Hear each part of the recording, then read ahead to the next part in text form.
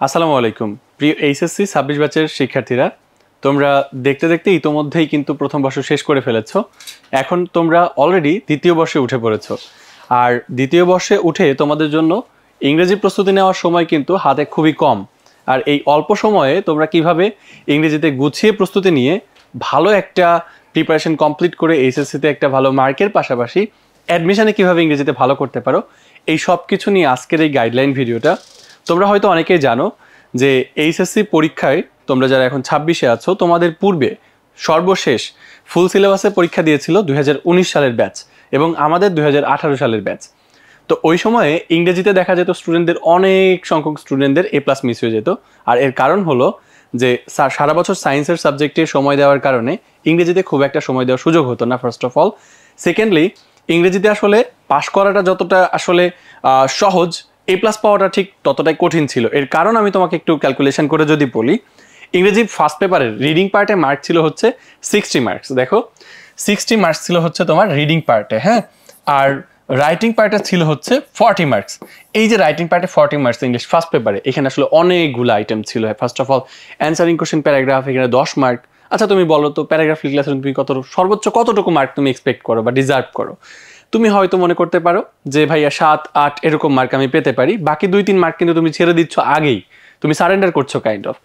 এইরকম প্রত্যেকটা রিটেন আইটেমে তুমি যদি মার্ক সারেন্ডার করতে থাকো, দেখা যায় রিটেনে তুমি হাইয়েস্ট ধরেই রাখছো না, রিটেনে আমি আসলে সর্বোচ্চ 30 মার্কস পেতে পারি যদি আমার ভালো প্রিপারেশন থাকে। আমি তাদের কথা বলছি যাদের প্রস্তুতি মোটামুটি ভালো। এই যে 30 মার্কস পাইলা, তোমার অলরেডি 10 মার্ক কিন্তু মিস হয়ে গেল। এইবার আসে রিডিং পার্টে, এইখানে আছে প্যাসেজ।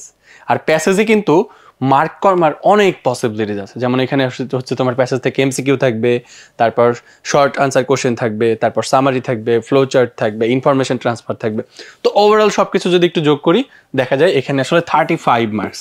আমাদের স্টুডেন্টরা প্রশ্নের উত্তরের জন্য শর্ট আনসার কোশ্চেন যেগুলো আছে তার জন্য কিন্তু অনেকটা আগেই সারেন্ডার করে বসে থাকে যে না, আমার এখানে 10 মার্কের মধ্যে মিনিমাম 2-3 মার্ক ছুটে যাবেই, আমি যতই ভালো করে লিখি না কেন।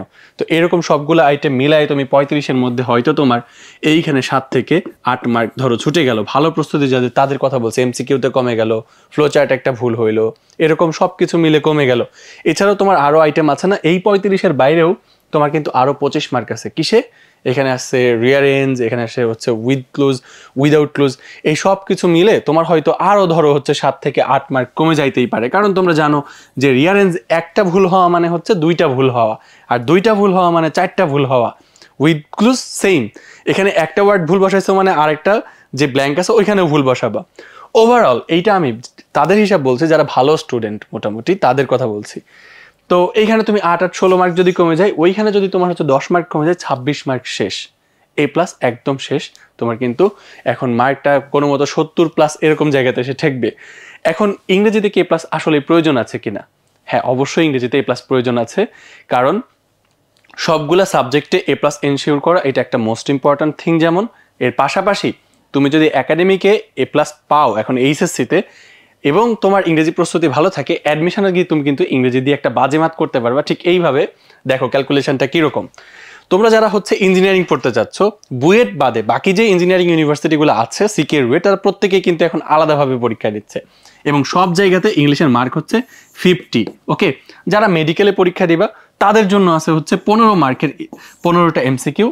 যেই 15টা এমসিকিউ আসলে প্রত্যেকটাই খুবই হার্ড হয়। তুমি যদি আগে থেকে প্রিপেয়ার্ড না থাকো ইংরেজির জন্য, তোমার জন্য ওই প্রশ্নগুলো বিট করা আসলে অনেকটা দুঃস্বপ্নের মতো হয়ে যেতে পারে। ঠিক আছে, কারণ ওই সময়ে তোমার স্বল্প সময়ে অ্যাডমিশন প্রিপারেশনের মাধ্যমে ফার্স্ট অফ অল মেডিকেলে ফুল সিলেবাস থাকে। সেকেন্ডলি, ইংলিশের জন্য আবার আলাদা করে সময় বের করে এই 15 মার্কে ভালো একটা মার্ক ইনশিওর করা, স্কোর ইনশিওর করা, এটা কাইন্ড অফ ইম্পসিবল হয়ে যায়। এইবার গেল মেডিকেল ইঞ্জিনিয়ারিং, যারা ভার্সিটিতে এক্সাম দিবে তাদের জন্য কিন্তু আরও বেশি দুঃস্বপ্ন ওয়েট করতেছে। এইখানে 4 ভাগের 1 ভাগ 25 মার্ক থাকবে হচ্ছে ইংলিশে রিটেন আর হচ্ছে এমসিকিউ সহ। যদি ইংরেজির বেসিক এখন থেকে একাডেমিকে ক্লিয়ার করে ফেলো, ওই সময়ে জাস্ট হালকা একটু ইফোর্ট দিয়েই এই প্রস্তুতিটা গুছিয়ে নিতে পারবা। কারণ এইখানে তোমার যে রিটেন আইটেমগুলো থাকে, যেমন with clues, without clues, academic এইচএসসিতে আমি যেটা পড়াচ্ছি, তোমাদেরকে, পাশাপাশি থিম পড়াবো, প্যারাগ্রাফ রাইটিং পড়াবো। এই জিনিসের স্ট্র্যাটেজিগুলা, সেম স্ট্র্যাটেজিগুলো কিন্তু তোমাকে কাজে দিবে অ্যাডমিশনে গিয়ে। সো একাডেমিক থেকে অ্যাডমিশন পর্যন্ত ইংরেজির গুরুত্ব আসলে তুমি সায়েন্সের স্টুডেন্ট হও, আর্টসের স্টুডেন্ট হও, কমার্সের স্টুডেন্ট হও, কারোর জন্য আসলে কম না। এইটা গেল আমার হচ্ছে একাডেমিক এবং অ্যাডমিশন। আর বাস্তব জীবনে তো তোমরা জানোই যে ইংরেজি প্রিপারেশন ছাড়া কিংবা ইংরেজিতে ভালো করা ছাড়া তোমাদের জন্য আসলে লাইফের ক্যারিয়ারে খুব বেশি দূর আগানো সম্ভব না, সেটা তুমি যাই করতে চাও না কেন। সো এই সব কিছু মাথায় রেখে আমরা মডিউল 2-তে আমাদের স্টুডেন্টদেরকে যেভাবে ইংরেজি পড়িয়েছিলাম ওইটা তোমাদের সঙ্গে একটু শেয়ার করতে চাই। যে আমার এখানে দেখো, আমি তোমাদের আলোচনার সুবিধার্থে, বোঝার সুবিধার্থে ইংরেজি যাতে তোমাদের গাইডলাইনটা খুবই ইফেক্টিভ হয় সেই জন্য আমি আসলে 3টা কলামে ভাগ করছি।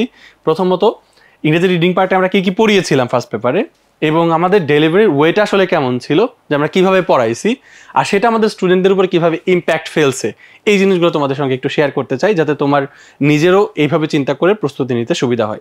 তো চলো আমরা দেখে নেই। প্রথমে ইংরেজি রিডিং পার্টে আমরা হচ্ছে প্রথম তোমার বইয়ের যে টোটাল 12টা ইউনিট আছে তার মধ্যে 1 থেকে 6 পর্যন্ত ইউনিট পড়িয়ে ফেলেছি। এই ইউনিটগুলো আমরা কীভাবে পড়াইছি দেখো। ফার্স্ট অফ অল আমরা প্রত্যেকটা ইউনিটের মধ্যে আসলে অনেকগুলো প্যাসেজ ছিল, সেই প্যাসেজগুলো পার্টস অফ স্পিচ আইডেন্টিফিকেশন করে তারপর গ্রামাটিক্যাল বিভিন্ন এক্সপ্লেনেশন দিয়ে অর্থসহ ভেঙে ভেঙে ট্রান্সলেশন করে পড়াইছি। এবং এই ট্রান্সলেশনগুলো আমরা স্টুডেন্টদেরকে বাংলায় ভেঙে ভেঙে ট্রান্সলেশন কিন্তু ওদেরকে আমরা স্লাইডের মধ্যেও প্রোভাইড করছি, এবং প্র্যাকটিস শিটে প্রচুর এমসিকিউ দিয়ে দিছি, শর্ট অ্যান্সার কোশ্চেন দিয়ে দিছি, যেন ওরা প্র্যাকটিস করে আমাদের প্র্যাকটিস শিট থেকে যেন হুবহু এক্সামে গিয়ে কোশ্চেন কমন পায়, এটা আমাদের টার্গেট ছিল। আর যদি এক্সামে হুবহু সবগুলা কমন নাও থাকে তবে কোশ্চেনগুলো এমনভাবে ডিজাইন করা ছিল যেন ওরা এইগুলার আনসার করলে যে কোনো প্রশ্ন ওরা বিট করতে পারে। ঠিক আছে, এটা ছিল আমাদের হচ্ছে পড়ানোর ওয়ে। আর parts of speech, grammatical explanation এইগুলা পড়লে আসলে কি হয় ফার্স্ট পেপারে দেখো, শুধু অর্থ পড়ে এমসিকিউ আর শর্ট অ্যান্সার কোশ্চেন যদি আমরা আনসার করার টার্গেট করি তাহলে আমরা আমাদের প্যাসেজের মধ্যে যে ইন্টারেস্টিং গ্রামারগুলো ছিল যেগুলো আমরা সেকেন্ড পেপারে গিয়েও সিঙ্ক করে কাজে লাগাইতে পারি, এরপর সেকেন্ড পেপারে যেটা শিখলাম ওইটা আমরা ফার্স্ট পেপারের মধ্যে কাজে লাগাইতে পারি। এতে করে আমাদের মধ্যে জিনিসগুলো কিন্তু বারবার রিপিট হচ্ছে, রিপিট হওয়ার কারণে গ্রামারগুলো আমাদের মেমোরিতে কিন্তু স্থায়ী হয়ে যাচ্ছে। ঠিক আছে, যেটাকে বলে সাবকনশিয়াস মাইন্ড অফ গ্রামার। এটা খুব ইম্পর্টেন্ট, যে দেখলেই মনে হবে যে না এখানে এই শব্দটা কারেক্ট। ঠিক সেইভাবে করে বেসিক ক্লিয়ার করে পড়াচ্ছি। এবার সেকেন্ডলি দেখো ইম্প্যাক্টগুলো কী কী আমাদের স্টুডেন্টদের উপরে। তাদের ভোক্যাবুলারি স্ট্রং হবে যেহেতু ভেঙে ভেঙে পড়াইছি, শুধু শব্দের অর্থই না, ফ্রেজগুলোর অর্থ গিয়ে, চাঙ্কগুলোর অর্থ গিয়ে কোথায় দাঁড়ায় সেটাও কিন্তু আমাদের স্টুডেন্টরা খুব সহজে বুঝতে পারে। তারপর গ্রামারের বেসিকটা তার মজবুত হবে অবশ্যই।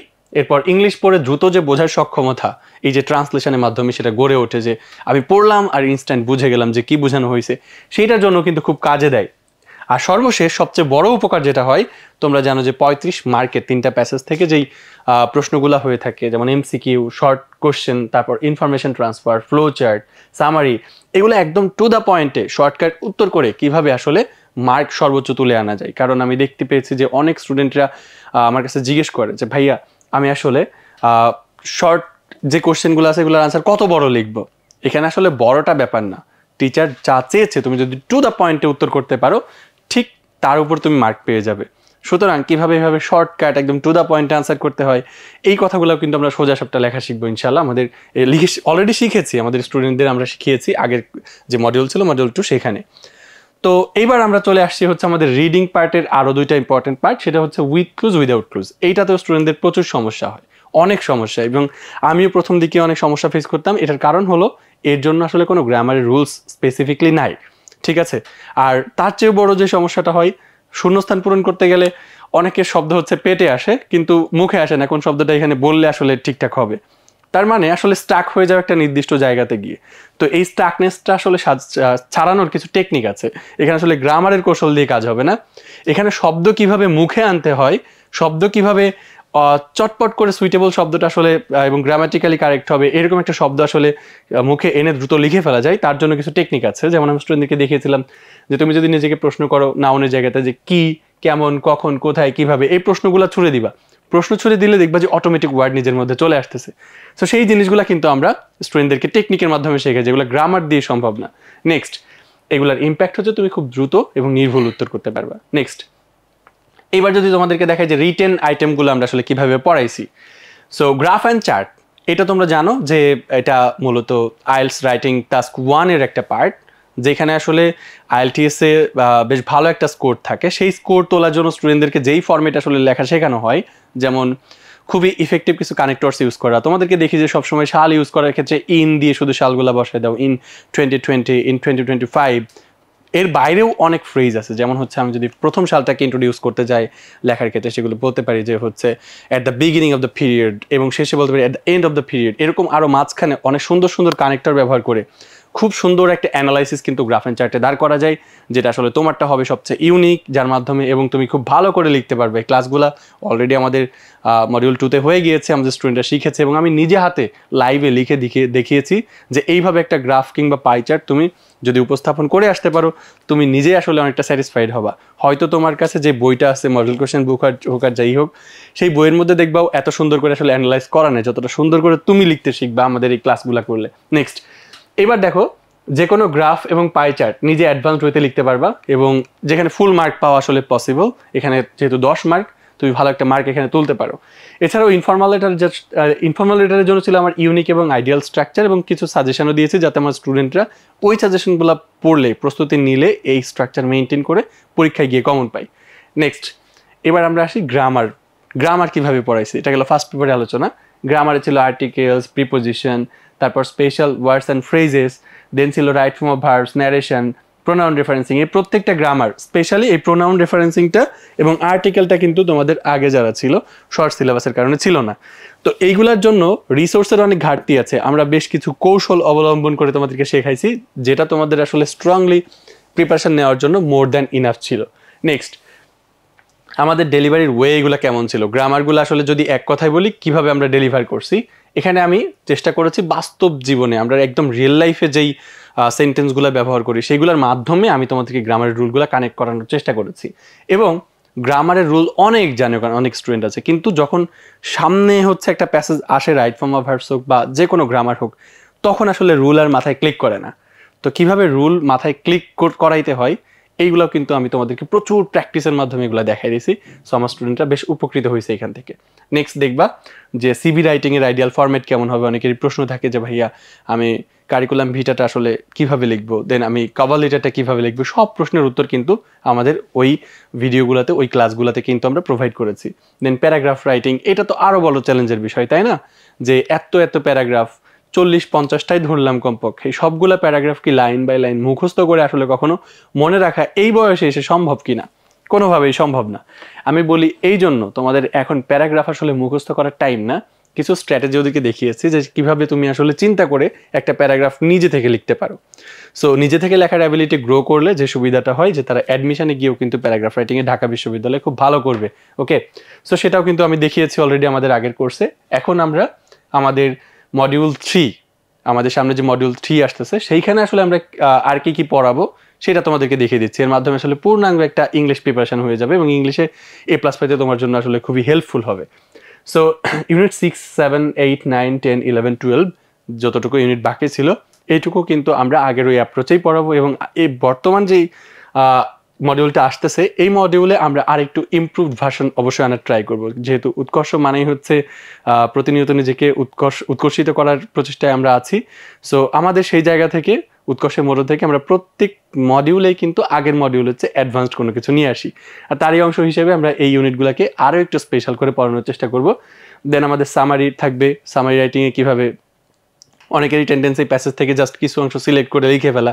তো এই রাইটিং আইটেমগুলোতে আমি আসলে নিজে ক্লাসে লাইভ লিখে দেখাই যে দেখো এইভাবে আসলে সুন্দর একটা সামারি লেখা যায়, এইভাবে সুন্দর একটা প্যারাগ্রাফ লেখা যায়।